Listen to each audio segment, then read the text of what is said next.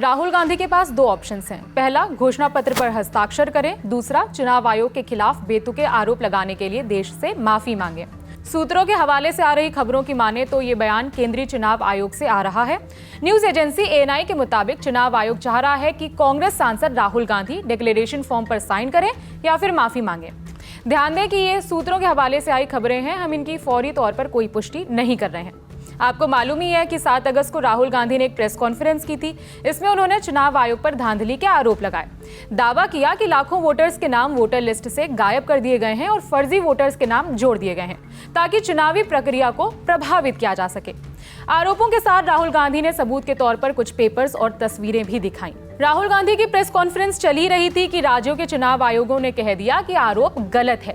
तमाम आयोगों ने राहुल गांधी से सबूत सौंपने के लिए भी कहा। अब 8 अगस्त को आई खबरों के मुताबिक चुनाव आयोग से जुड़े सूत्रों ने बताया, अगर कांग्रेस सांसद और विपक्ष के नेता राहुल गांधी अपने दावों पर विश्वास करते हैं और मानते हैं कि चुनाव आयोग पर उनके आरोप सही हैं, तो उन्हें घोषणा पत्र पर हस्ताक्षर करने में कोई दिक्कत नहीं होनी चाहिए। अगर राहुल गांधी घोषणा पत्र पर हस्ताक्षर नहीं करते तो इसका मतलब होगा कि उन्हें अपने दावों, उसके निष्कर्षों और बेतुके आरोपों पर विश्वास नहीं है। ऐसी स्थिति में उन्हें देश से माफी मांगनी चाहिए। दूसरी ओर राहुल गांधी भी चुनाव आयोग पर हमलावर हैं। 8 अगस्त को राहुल गांधी ने कर्नाटक के बेंगलुरु में एक रैली की।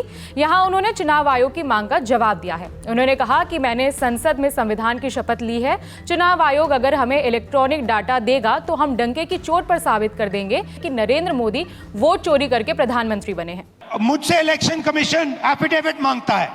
मैंने पार्लियामेंट के सामने, पार्लियामेंट के अंदर वोट लिया है। इस संविधान के सामने वोट लिया है। इस पर हाथ डाल के वोट लिया है। इस पे हाथ डालकर वोट लिया है।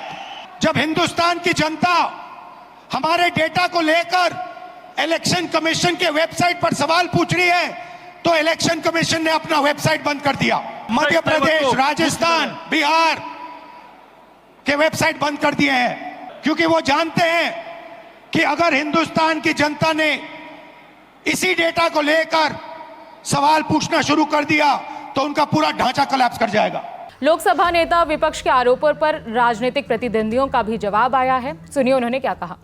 इतिहास उठा लें और ऐसे बहुत सारे प्रूफ पहले के भी हैं।